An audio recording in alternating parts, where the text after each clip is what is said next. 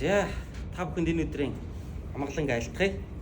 За энэ өглөө би та бүхэнд эзний үгийг Лук номын 1-р бүлгийн 26-аас 38 дугаар ишлэлээс хуваалцъя. Лук номын 1-р бүлгийн 26-аас 38 дугаар ишлэл.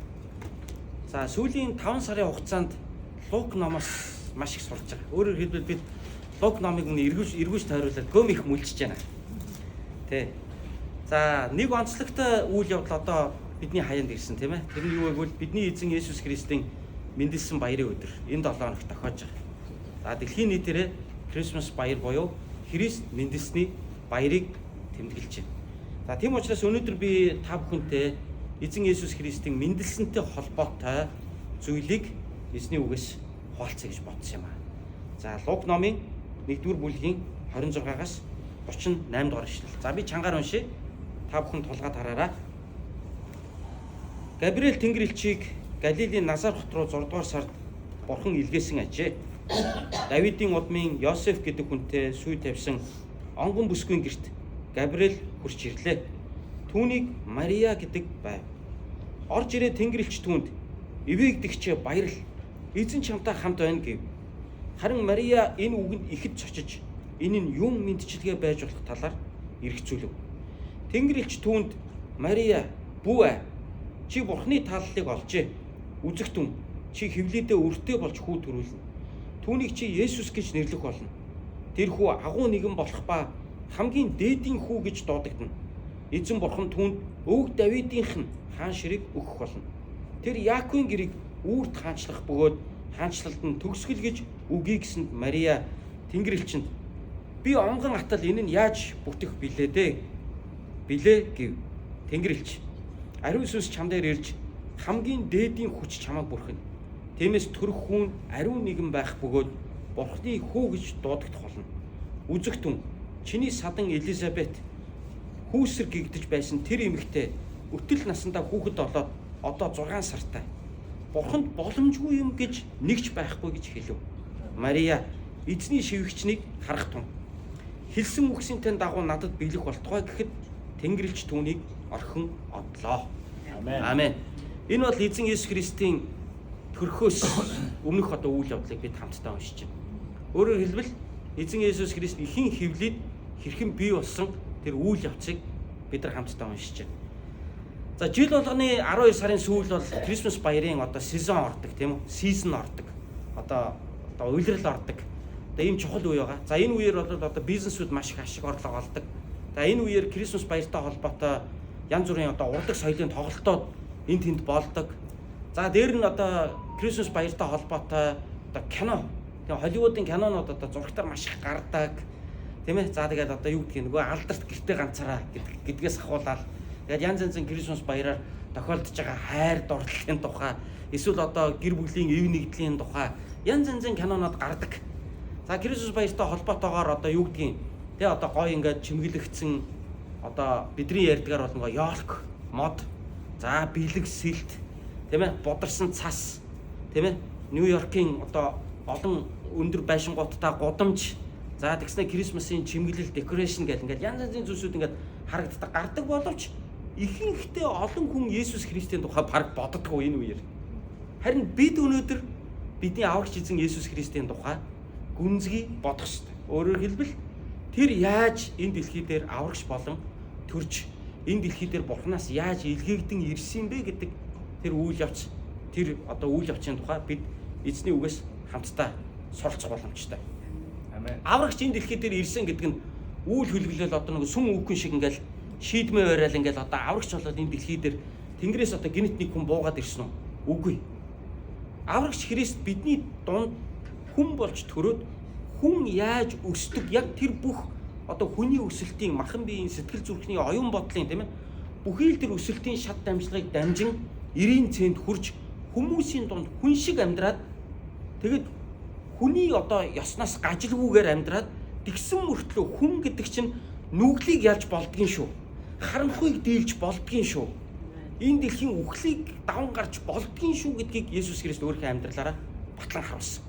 Үүгээр Есүс Христ олноос онцгой тэр бол Бурхны хүү, тэр бол аврагч гэдгээ Есүс Христ үүгээр харуулсан байна. За Есүс Христ яаж төрсөн бэ? Юудэ аймгийн нэгэн эмэгтэйгээс мэдлж байгаа. Мария гэдэг эмэгтэй. Энэ эмэгтэй Давидын удмын Йосеф гэдэг залуутай сүй тавьсан. Арай гэрлэг байсан гэсэн үг. Еврейчүүдийн хувьд бол гэрлэхээс өмнөх бэлгийн харьцаа бол маш хатуу гэж аягтай. Яагаад гэвэл гэрлээд бэлгийн харьцаанд орох нь зүй ёсны гэж үздэг бол харин гэрлээгүй байж захта эмэгтэй хүн ямар нэгэн эрэгтэй хүнтэй мөн эрэгтэй хүн ч ялгаагүй. Ямар нэгэн гэрлээгүй эмэгтэйтэйгээ бэлгийн харьцаанд орох нь зохисгүй гэж үздэг. Тийм учраас Мариагийн хувьд бол нэг талаар нь онгон эмэгтэй байсан. Юурээс эрэгтэй хүнтэй онтож үзээгүй. Тэгээ нэг залуутай сайн болоод түүтэйгээ сүй тавьчихсан. Удахгүй хурмаа хийх гэжсэн. Хурим хийх өдрийг хүртэл одоо энэ эмэгтэй өөрийнхөө ариун байдлыг хадгалаад магадгүй эрэгтэй ч гэсэн одоо өөр энэ тэнд шоудаж янз янзын хүн амьтантай явахгүйгээр эрэгтэй ч гэсэн адилхан одоо ингээд бас цэвэр ариун байдлаа сахаад ингээ хоёр биендээ хайртай учраас одоо хурмынхаа өдрийг энэ хоёр ингээ хүлээгээд байж гисэн. За түүний эрэгтэй нь бол Йосеф гэдэг залуу. За энэ залуу бол эртний Давид хааны удмын хүн байсан. Давид хаан бол Христэс 1000 жилийн урагшаа амьдарч исэн хүн. Манайхаар бол одоо Израилийн Чингис хаан юм да. Манай монголчуудын хувьд бол Чингис хаан бол бидний хамгийн алдартай хаан, манай улсыг үндэслэн байгуулсан ийм хаан байгаа. А Давид бол Израиль улсыг нэгтгсэн, дайнд ялсан, хамгийн их газар нутгийг одоо өөртөө одоо ингэж хурааж исэн, энэ улсыг хамгийн хүчрэх болгосон тийм хаан байсан. Дээр нь энэ Давид гэдэг хаан бол Бурханд маш итгэдэг, Бурханыг магтанд бол өөрөө юм иш үзүүлгийн бэлэг авьяастай. Бурханы үгийг айлддаг ийм хаан байсан. Энэ хаан амьдралынхаа туршид зөв сэтгэлээ яг Бурханд зориулж, насан туршдаа яг Бурхандаа үнэнч итгэлээр амьдарсан ийм хаан байсан. Тийм учраас ер нь бүх тал дээр Давид хаан Израильчуудын хувьд бол үлгэр жишээ болсон, тэдний хувьд бол бахархал болсон ийм одоо хаан нэсэн. Энэ хааны удмын одоо Йосеф гэдэг залуутай Мария гэдэг энэ эмэгтэй сүй тавьсан байлаа. За Мариагийн өөрийнх нь удам судрыг судлаад үзэх юм бол бас мөн ялгаагүй Давидын удам угсаанаас гаралтай эмэгтэй байсан байна. Гэхдээ 1000 жилийн аслалтай учраас энэ хоёр гэрлэхэд асуудалгүй мэдээж. Асуудалгүй генийн хувьд мэдээж асуудалгүй байсан гэсэн утгатай. Гэхдээ Мария бол Давидын Натан гэдэг хүүгийн удамтай холбоотой эмэгтэй байсан бол Давид нь Йосеф нь Давид хааны Соломон гэдэг хүүгийн одоо мөчрөөс салаалж гарсан ийм одоо хүн байсан ба. Тийм учраас энэ хоёр одоо хоорондоо гэрснээр энэ хоёрын одоо дундаас төрөх хүүхдүүд нь болохоор одоо Давидын удам буюу эртний одоо Израилийн хааны удам гэж ингэж одоо тооцогдохоор ийм одоо хоёр хос үерхэж одоо суух гэж байлаа.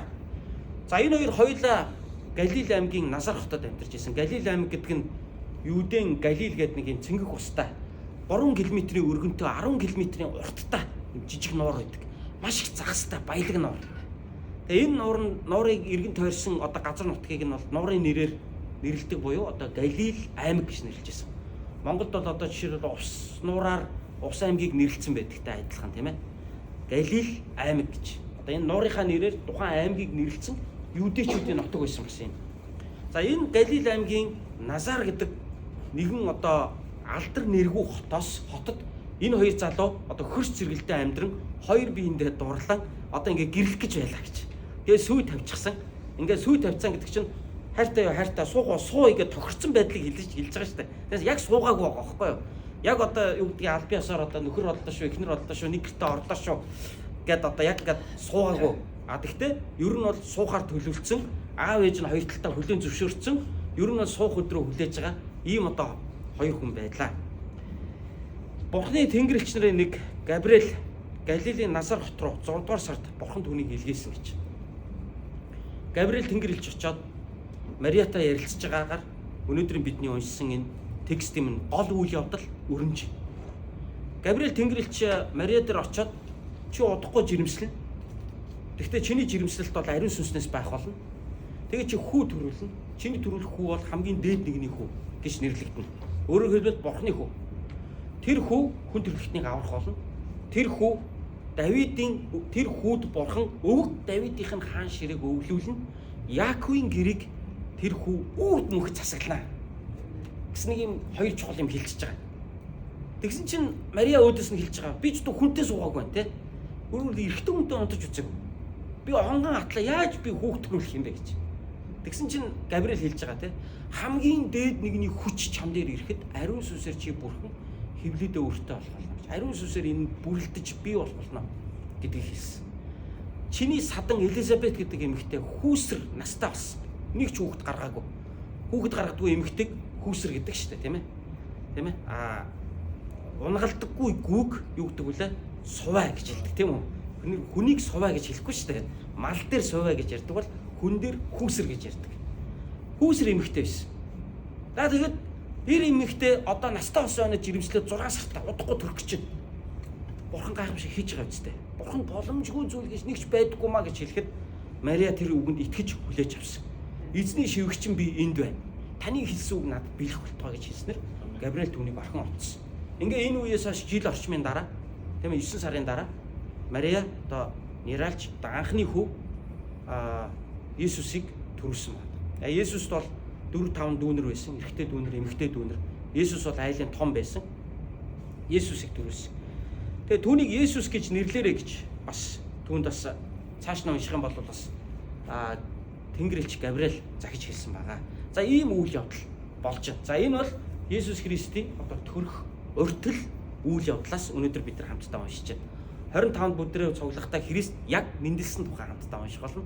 Харин өнөөдөр бүгдээрээ тэрний өмнө болсон үйл явдлаас хамтдаа суралцах нь зүйтэй юм а гэж миний хувьд залбирч хагаад эзэн дотор шийдсэн. За Тэнгэр элч гэхлээр Тэнгэр элчээс би яриагаа цааш нь үргэлжлүүлэе гэж бодож байна. Тэнгэр элч гэхлээр та нар мэдэх бах нэг юм бүрээтэй тэгээд нэг юм урт юм халааттай тэгээд нэг юм далавчтай нэг юм хүмүүсийн нэг юм дүрс ингээд нэг хаа сайгүй ингээд байж идэг. Тэгээд Kristus баярын үеэр ингээд нэг юм Тэнгэр элчийн зургнууд гэдээ байдаг. Тэнгэр элч нэрээ яг тийм байдаг юм уу? Энжел гэж нэрлэж байгаа шүү дээ, тийм ээ. Энжел. Энжлүүд бол дотроо олон янз. Тэр энжлүүд чи бүгдээрээ зохион байгуулалттай. Яг бол эдгээр бүгдээрээ бурханд үйлчилдэг, бурханы зарлагууд гэж ойлгож байна. Энжлүүдийн дотор зарим энжлүүд нь одоо арч энжел гэж ярьдаг. Арк энжел гэж хэлэх үү? Арч энжел гэж хэлэх байх те. Арч энжел буюу бусдаасаа өндөр байр суурьтай, бусдыгаа удирдан захирдаг хэд хэдэн арч энжелтэй бурхан. Тэр арч энжлүүдийнх нь нэг нь энэ Габриэл гэж үздэг байна. Тэгэхээр зүгээр нэг жижиг тэнгэр элчийг илгээгээгүй, том тэнгэр элчийг илгээж байгаа. За энэ нь бол нэг бурханы эрх мэдлийг өөртөө тээсэн асар хүчрхэг тэнгэр элч байсан гэж. Ер нь манай Евангелийн Христ итгэгч нар Библиэс хоёр том тэнгэр элч байсан гэж ер нь бол үздэг. За нэг нь бол Михаил, нөгөөх нь Габриэл. За энэ хоёр бол бурханы одоо бидэнд мэдэгдэж байгаа хоёр том арк тий арч энжел юм а гэж ингэж үздэг байгаа. Михаил бол ийм дайн тулааны одоо warrior тэнгэрлэгчийн одоо тэргүүн гэж үздэг бол харин Габриэл бол эзний мэдээг, эзний мессежийг энэ дэлхийд хүмүүст хүргэдэг тэнгэрлэгчийн нэг гэж үздэг байна. Тийм төрлийн тэнгэрлэгчүүд Габриэлийн доор захирагддаг гэж үздэг байна. Юудэчүүдийн уламжлалт сэтгэлгээгээр аваад үзэх юм бол Библийн канончлалд ороогүй. Канон гэдэг нь юу хэлээд байна вэ гэхээр яг шалгараад тийм ээ тодорхой зарчмын дагуу шалгараад энэ бол яг бурхны үг юм а гэж тооцоод эмхтгсэн номнуудыг чинь канон гэж хэлээд байгаа шүү дээ. Тэр канон гэдэг нэрээр чинь одоо нөгөө Японы нөгөө хэвлэх машин канон өөрийгөө нэрлэлчээд шүү дээ тийм. Яагаад гэвэл чанартай жиггийн нэг чамд хэвлж өгч байгаа маа гэсэн утгаараа тийм. Одоо энэ Библи чи өөрөө олон зуун жилийн турш, мянган жилийн турш шалгагдаад ирсэн яг бурхны үг юм а гэж хүлээн зөвшөөрөгдсөн канончлогдсон канон баггүй. Гэтэл канончлогдоогүй юудэчүүдийн олон номнууд байдаг. Жон Библи шиг. Тэр номнууд энтраас ингээд нийлүүлээд харах юм бол ер нь бол бурханд одоо өөр дахиад 2-3 том тэнгэрлэгч байдгаа гэж. Жишээлбэл Рафаэл, Үриэл, Люцифер гэх мэтчлэн тийм ээ. Ингээд нийлэх юм бол энэ 4-5 том тэнгэрлэгчүүд байдаг. Эдгээр нь босод тэнгэрлэгчүүдийн дор бүрнээ захирдаг.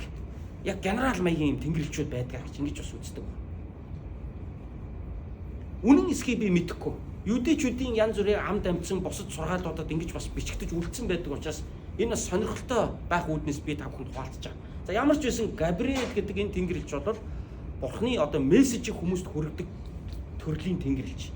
Габриэл гэдэг энэ нэрийг монгол хэлнээр орчуулах юм бол бурхны хүч. Нэг үгээр хэлбэл бурхан миний хүч чадал гэсэн утгатай тийм үг байна.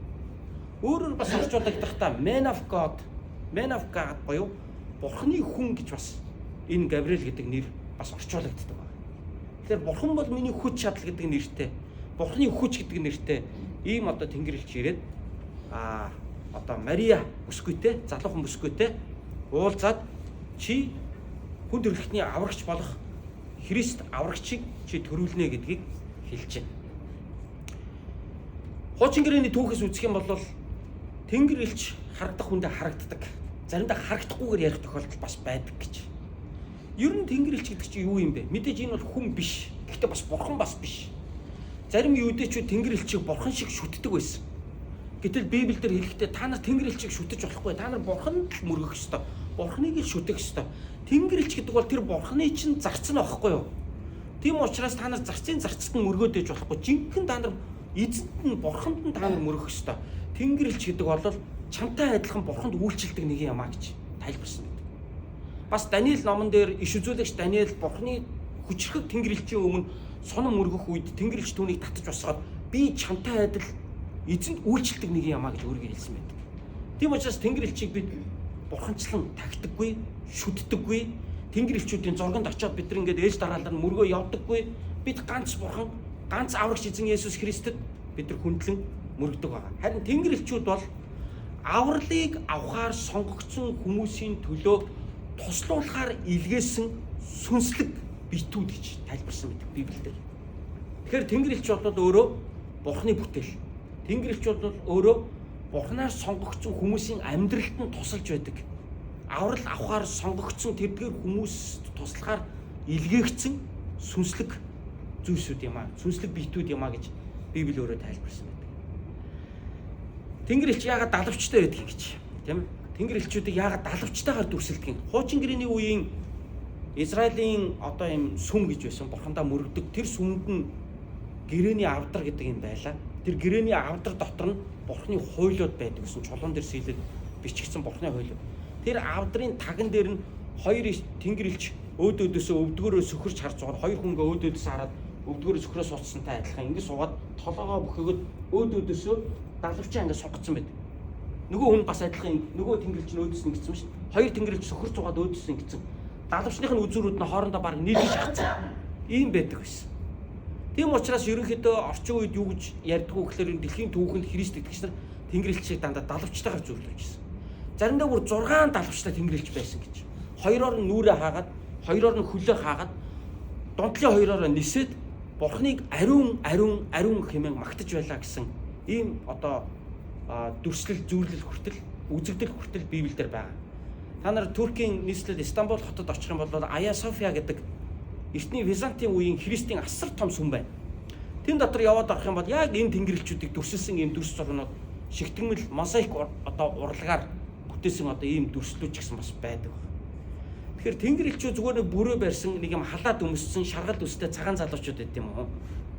Европод мэдээж Христ итгэлийг дандаа өөрийнхөө өнцгөөс өнгөрсөн он жилүүдэд тодорхойлсоор ирсэн. Гэтэл энэ бол Израилаас гарсан. Израиль бол Азад ордог. Израиль одоо утга зохиолын бичлэгийг аваад үзвэл маш Аз стилээр бичсэн байдаг. Юмыг маш их давтаж ярьдаг, шүлгэлж, уянгалж, яруу найргалж ярьдаг. Хүний оюун бодол бол зүрх сэтгэлтэйгээ холбоотой гэдэг маягаар дандаа тайлбарсан байдаг бол Европод хвчлэн оюун бодол зүрх сэтгэл хоёрыг салгаж ярьдаг. Грекийн гүн ухаанд бол.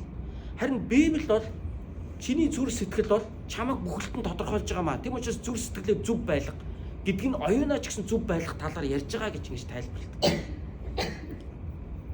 Сүүлийн үед Есүс Христийн дүр зургийг бол юм хар сахалтай, харж боржгор үстэй байсан. Яг гэвэл чи еврей хүн гэж ингэж одоо үзэж байгаа. Тэгэхээр бид нар нөгөө нэг Тэнгэрлэгчүүдийг ч юм уу Европын эртний дундад зууны үеийн сүмийн зургнуудаас дандаа Христ итгэлийн зургуудыг харахтаа энэ бол Европын гэж ойлгодог. Яг бол Европ маягаар дандаа зурж дүрсэлж илэрхийлж ирсэн учраас цагаануудын шашин юм шиг тэгж ойлгодог.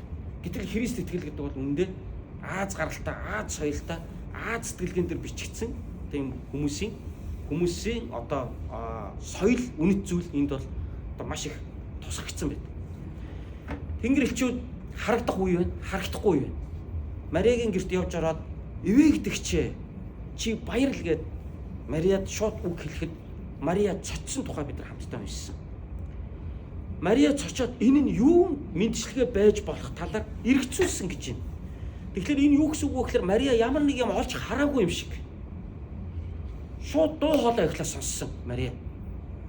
Тэгэхээр ямар нэгэн зүйлд Мариагийн нүдэнд харагдаагүй юм шиг ойлгогдож байгаа.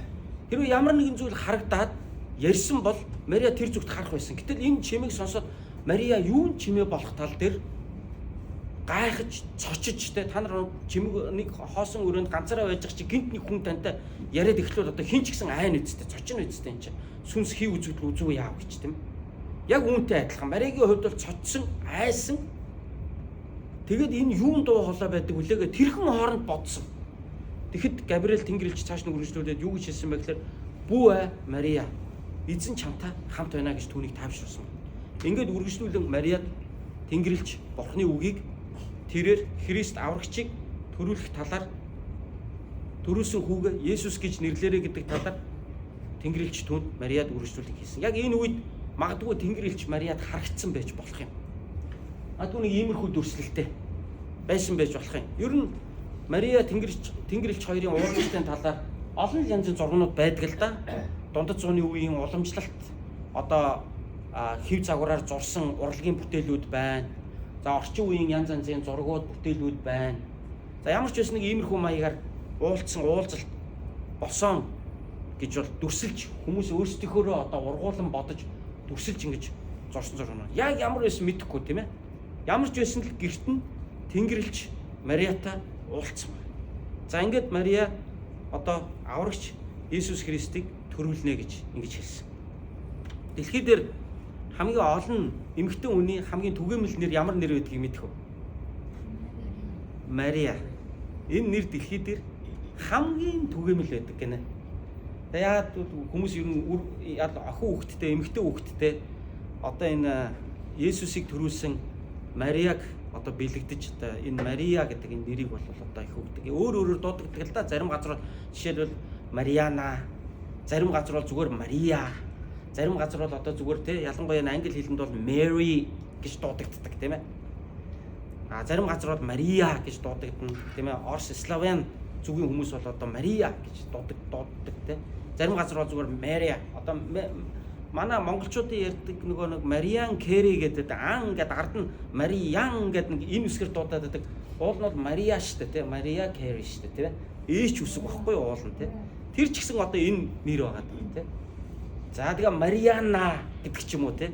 Одоо энэ өмнөд Америк руу болоод ирэхээр одоо Мариана болдог. Зарим газар Марина гэдэг нэр ч гэсэн бас байгаа. Эдгээр бүгдээрээ одоо Есүсийг төрүүлсэн их одоо Мариагийн энэ нэр дээр толгуурлан өгсөн ийм нэрнүүд байна.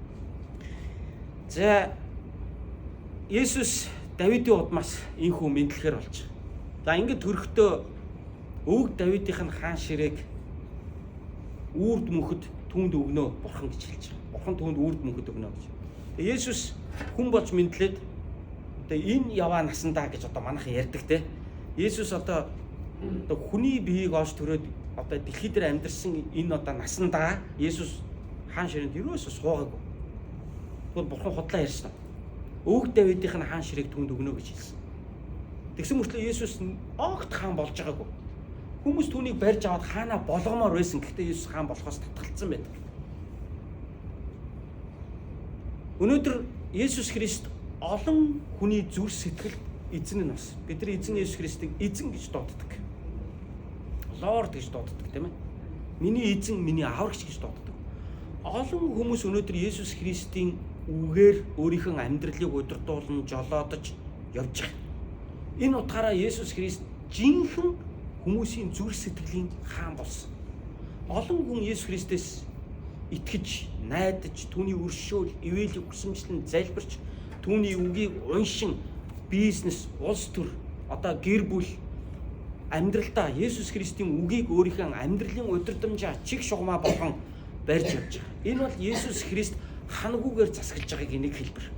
Энэ бол Есүс Христ хүн шиг хаан ширээнд суугаагүй боловч аль хэзээ энэ дэлхийн сая хүмүүсийн хувьд жинхэнэ эзэн, жинхэнэ бурхан, жинхэнэ хаан нь босныг илтгэж байгаа. Мөн Есүс Христ Давидын хаан ширээг мөнхөд залгамжилсан гэдэг нь эзэн Есүс Христийн энэ дэлхийн төгсгөлд ирэх хоёр дахь ирэлттэй бас холбоотой. Есүс Христ энэ дэлхий дээр хожмоо ирэх үед энэ ошлон хорвоо гэдэг чинь дуусна шүү дээ. Энэ чинь нэг ихэлсэн цэгтэй энэ хорвоо гэдэг чинь. Бидний амьдрал гэсэн бүх юм өөр ингэсэн цаг хугацаатай. Энэ чинь нэг өдөр дуусна, ойлгомжтой. Энийг бүгд эрдэмтэд өнөөдөр ярьж байна, ойлгомжтой. Бидний амьдрал нэг цэг дээр ихсэн, нэг цэг дээр дуусдаг. Хөгжим ч гэсэн эхэлдэг. Би өнгөрсөн өвөл хавар одоос яг жилийн өмнө би морин хор сурж исэн. Би одоо Америк явна гэд морин хор сурж исэн. Дааш морин хороо би Америкт авчирч чаддаг, араасаа авчруулъя гэж бодож байгаа. Яг онгоцонд би морин хороо аваад орох гэсэн чинь наатах ачаан төгөх гээд намайг оруулаагүй. Ачаан төгөх юм бол хуглаал дуусна л та. Тэгээ дараа нь авчруулъя гэд. Тэгээ морин хор сурж байгаад морин хороо юм багш надад хэлжсэн байхгүй. Төгөлдөр хаа. Бүх юм өөрийн гэсэн цаг хугацаатай байдаг. Хөгжим ч гэсэн цаг хугацаатай байдаг. Та яг дөрөвт нотыг та яг дөрвөөр нь л тат. Тэрийг 2-2-оор татаад ингээ хийчих болохгүй. Тийм учраас яг дөрөвт нотыг бол та дөрвөөр нь тат. 3-таар хэмжиж байгаа бол 3-таар нь хэмж. Ингэж хөг аяг гой сонсогддог юм а гэж ингэж тайлбарлаж байсан. Тэгэхэд би дотор юу гэж бодож ирсэн бэ гэхээр Библийн бүх юм өөрийн гэсэн цаг хугацаатай ажээ. Төрөх хийгээд үхэх цаг, хураах цаг, алдаж асгах цаг, дайтах цаг, найрамдах цаг гэдэг энэ хорвогийн бүхий л зүйл цаг хугацаатай байдаг даа гэж Библиэс уншиж байсан маань санагдаад хөгжмөнд хүртэл тэр нэг 2-3 секундыг ч гэсэн яг тэр цаг хугацаанд нь бариулж явдаг юм байна. Би ч гэсэн өөрийн гэсэн цаг хугацаатай энэ дэлхий дээр төрсөн. Та ч гэсэн тэр цаг хугацаандаа бас төрсөн. Бид тэр цаг хугацаандаа амьдарч байгаа. Тийм учраас бидний урсан өнгөрч байгаа цаг хугацаа болгон бидэрт эргэж олдохгүй. Тийм учраас бид зөв амьдрах ёстой. Сайн амьдрах ёстой. Тэгээд Есүс Христ төрж байгаа. Есүс Христ хожим энэ дэлхий дээр энэ дэлхий дуусах үед энэ дэлхийн төгсгөлд Есүс Христ энэ дэлхий дээр ирээд өөрийн мөнхийн хаанчлалыг эхлүүлнэ гэж. Тэр хаанчлалд Есүс Христ жинхэнэ хаан ширээндээ өөрөө заларсан байхыг бид өөрсдөө нүдэрээ харах болно гэж хэлж байгаа. Энэ утгаараа Есүс Христ бол Давидын хаанчлалыг залгамжлаад тэр нь мөнхөд үргэлжилнэ гэсэн утгаар энэ үгийг хэлсэн. Яаковын гэрийг үрд хаанчлаа гэж хэлсэн. Яаков гэж хин? Яаков бол Израилийн 12 овог аймгийн өвөг дээдсүүдийнх нь эцэг нь байсан. Яаков гэдэг хүнээс 12 хүү төрөөд энэ 12 хүн Израилийн 12 овог аймгийн тэргүүнүүд нь болсон байхгүй. Энэ 12 гэр бүл нь цаашдаа үржиж осорч явсаар хагаад Израиль улс 12 овог аймгаас бүрэлдэн нэг юм холбооны том 2-3 сая хүн амтай. Энд чинь манай эртний өмнө штэ. Бараг манай эртнээс 3-4 жилийн өмнө гэхэд 2-3 сая хүн амтай том үндэстэн болсон байсан. Энэ том үндэстэн чинь өөрөө 12 гэр бүлээс гаралтай байхгүй. Тэр 12 гэр бүлийн өрхийн тэргүүнүүд нь ах дүү нар нэг эцэгтэй ах дүү нар байсан байхгүй.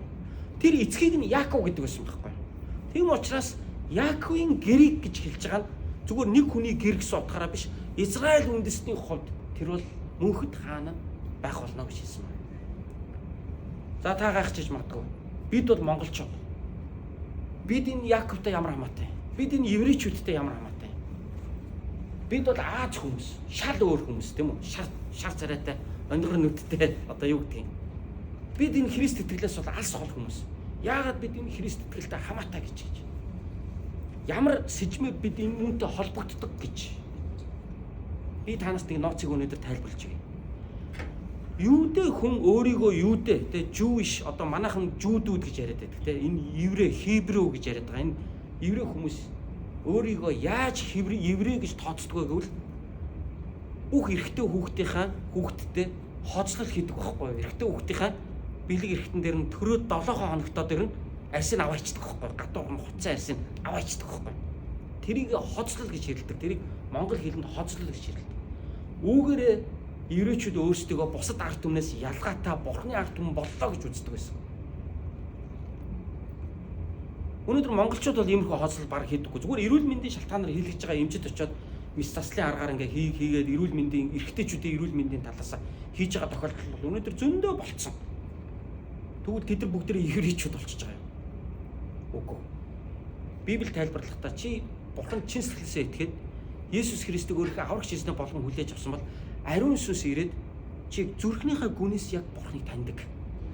Яг энэ нь өөрөө зүр сэтгэлдээ бурхныг таньж мэдснээрээ махан биеийн хоцлол биш харин зүр сэтгэлийн хоцлол болж байгаа лугаа адил адилтгаж хэлж байгаа байхгүй юу? Лугаа адил жинхэнэ бурхны хүн бос юм а гэж үздэг.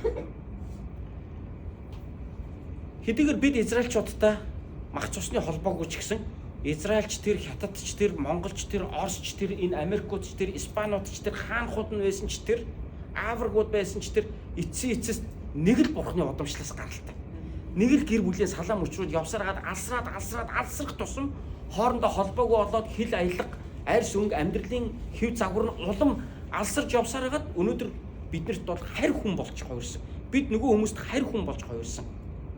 Ах дүүнэр ч гэсэн хэдхэн жилийн дараа л өрх тустаа гараад хоорондоо байлдаж байгаа түүх зөндөө байдаг энэ дэлхий дээр. Чингис хаан 4 хүүтэй байсан мөн үү? 4 хүн 4 тустай хаанчлалыг байгуулсан.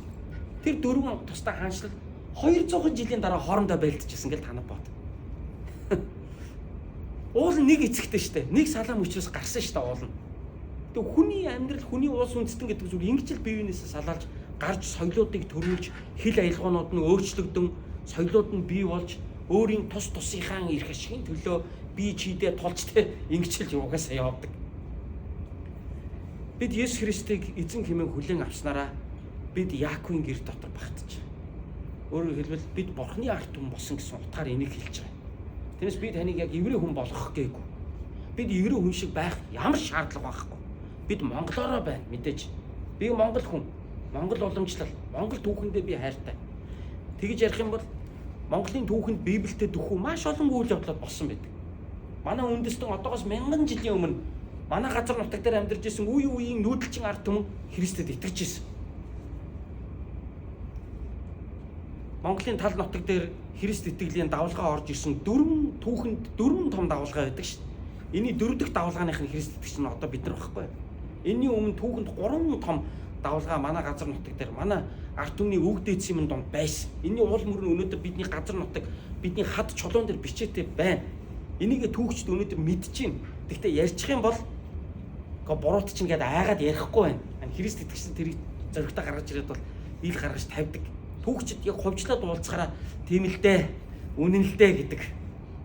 Гэхдээ ил ярьчих юм бол өө чи Монгол биш гээд хүмүүс өөрийг нь буруутгах нь өөрийг нь хавчиж гадуурх нь гэж одоо айгаа зарим нь бол ярихгүй тохиолдол байна. Энэ хаанчлалыг мөнхөд захирах нэгэн бол эзэн Есүс Христ юм а гэж. Үүний төлөө тэр төрж байгаамаа гэж хэлсэн.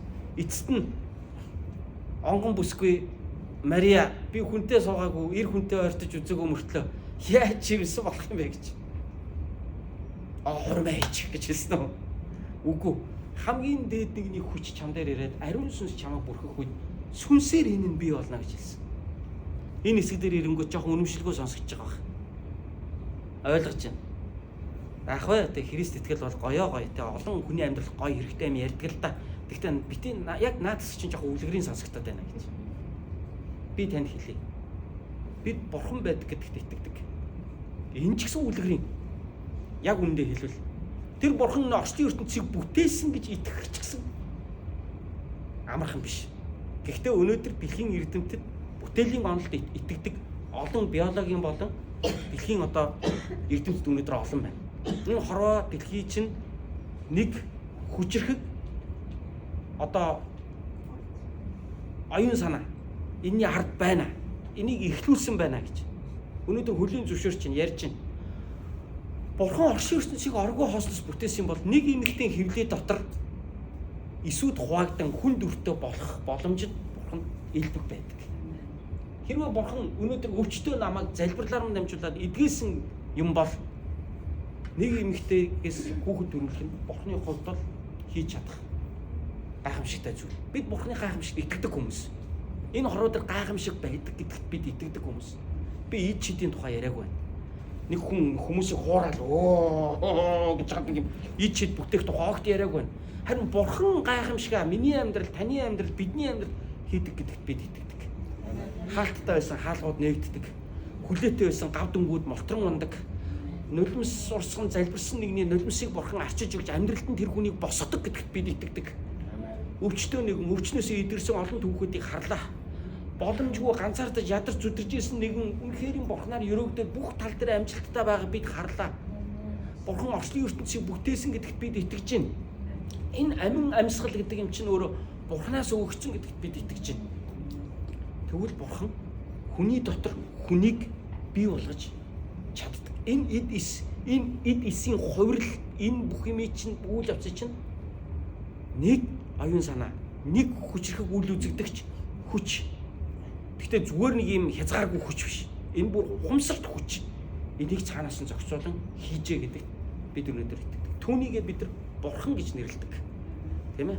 Бурхан гэдэг үгийг одоо манай Монголын судлаач эрдэмтэд бас судалсан байна шүү дээ. Бурхан халдун уулын бурхан гэж, тийм ээ? Мөнхийн нотлогоо гэж орчуулж шүү дээ. Бурхан гэдэг үг. Энэ бол бүр боддын шашнаас ч өмнө байсан хэллэг байна гэж. Бурхан гэхэлэр бид нөгөө боддын шашинтай шууд холбож ойлгодог. Гэтэл Монгол боддын шашин чинь сүүлийн 400 жил байгаа шүү дээ. Тэрний өмнө мянган жилийн туршид энэ үг монголчуудын дунд байж. Ингэж хэрэглэгдэхдээ өөрийгөө нотлогоо гэдэг утгаар нь энэ үгийг бүр одоо тайлбарсан. Би бүр харин ч сайн болжтой гэж би боддог. Эзэн Есүс Христ ингэж бидний төлөө мэндэлсэн юм аа.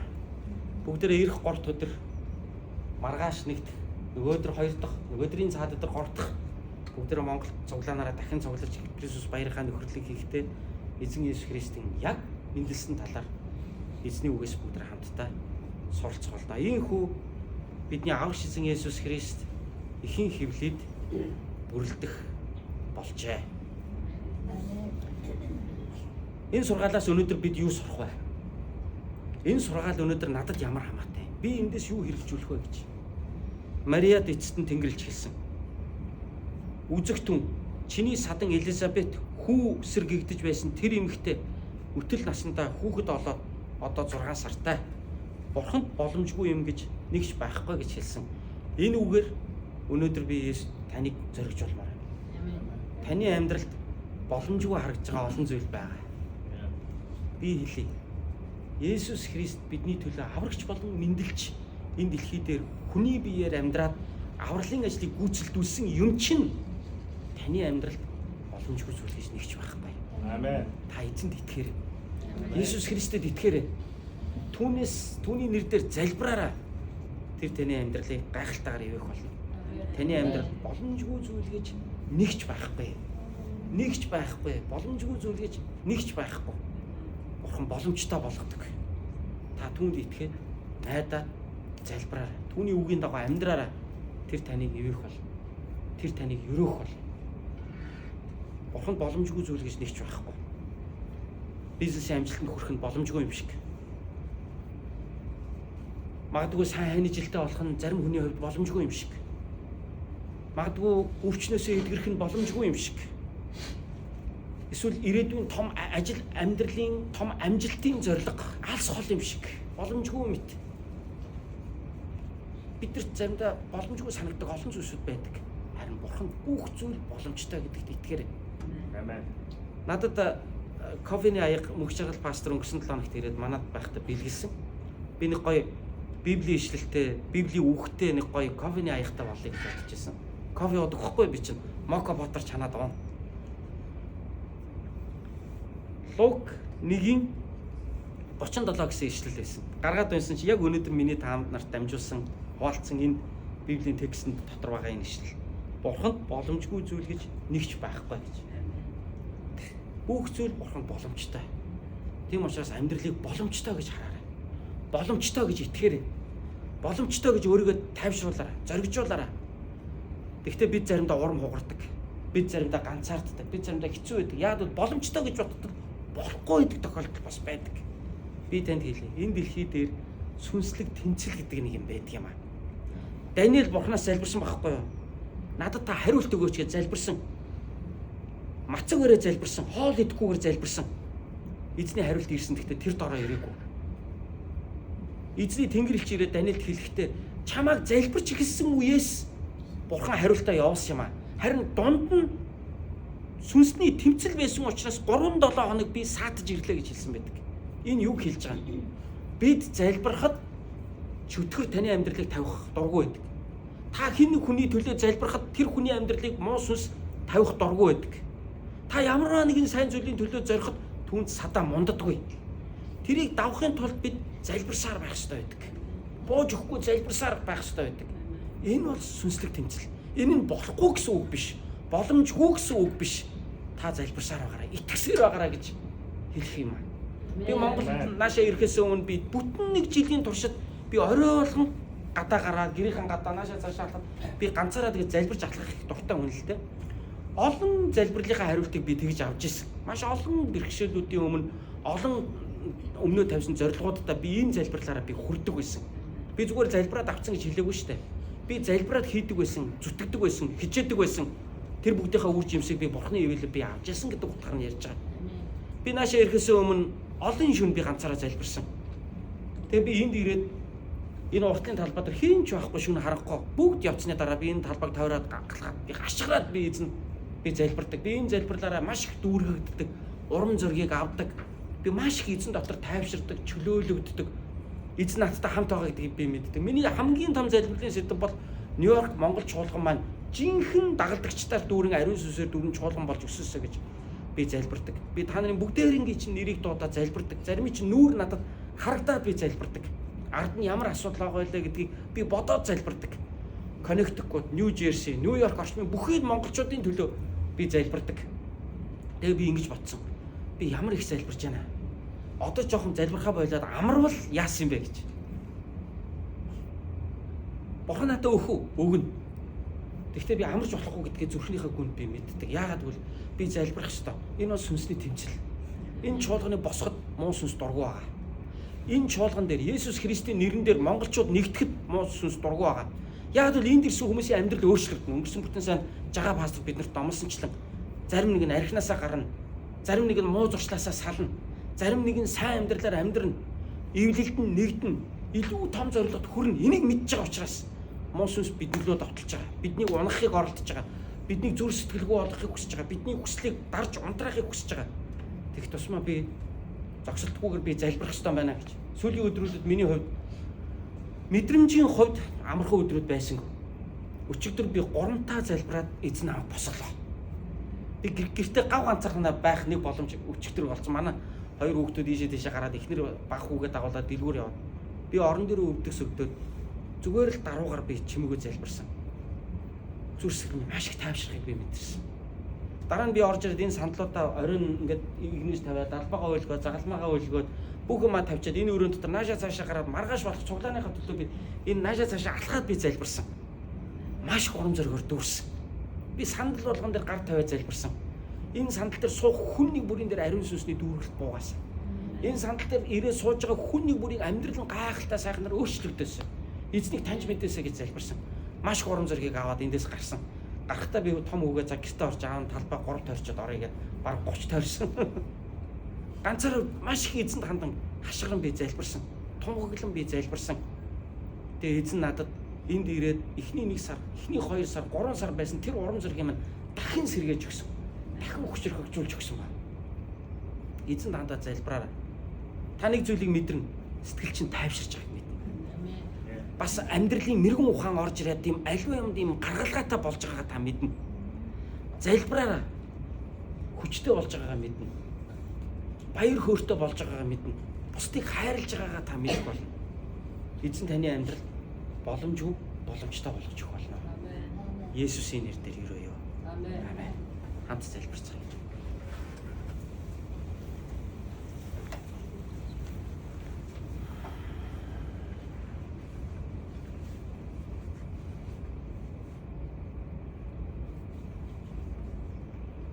Тэнгэрийн бурхан эцэг минь аврагч эзэн Есүс Христийн нэрээр өнөөдөр бид таны өмнө ирлээ. Бидний төлөө хүү Есүс Христос энэ дэлхийд хүн болгон илгээсэн тандаа баярлалаа. Бүх алдрыг тандаа өргөж байна. Ивэл өрөөлөө бидэнд бэлхаагаач. Таны хувьд боломжгүй зүйл гэж нэгч байдаггүй. Та өөрийнхөө олон гайхамшгуудыг өнөөдөр энд танд найдан ирсэн, жоохон ч гэсэн итгэлтэйгээд энд ирсэн хүн бүрт та харуулж өгөх болтугай. Хүн болгон та өөрийгөө илчилж мэдүүлэх болтугай. Талархан эзэн Есүсийн нэрээр залбирлаа. Амен.